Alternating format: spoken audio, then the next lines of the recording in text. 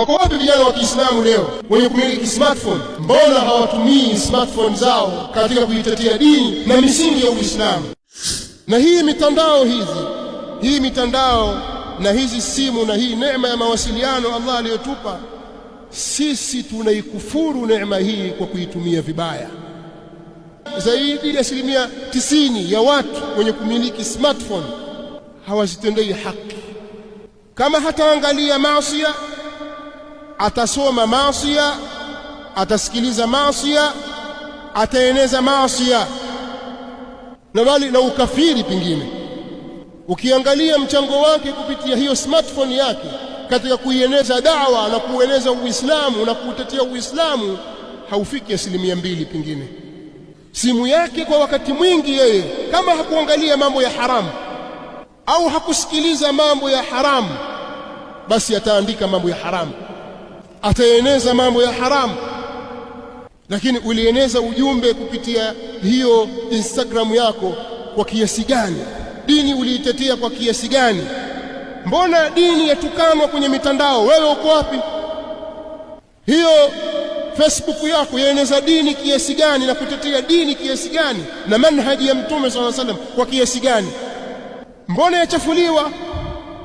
Hiyo Twitter yako, hiyo X, wewe waitumia kueneza haki kwa kiasi gani? Mbona huko dini yatukanwa na wewe uko kimya? Thumma la tusalunna yawma idhin 'anil na'im. Wallahi, kisha mtaulizwa kuhusu neema zote. Miongoni mwa neema hizo ni hii neema ya tawasul, mawasiliano haya.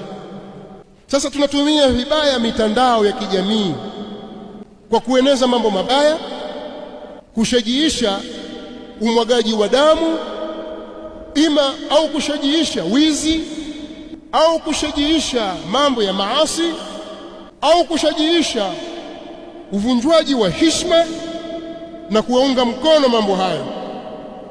Wako wapi vijana wa Kiislamu leo, maelfu kwa mamilioni waliopo katika nchi hii wenye kumiliki smartphone na wakaweza kuzitumia?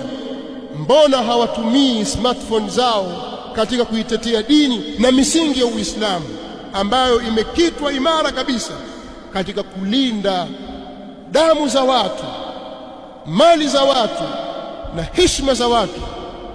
Wako wapi leo? Nazungumza na nyinyi. Mbona tuoni michango hii? Mbona hamuitetei haki?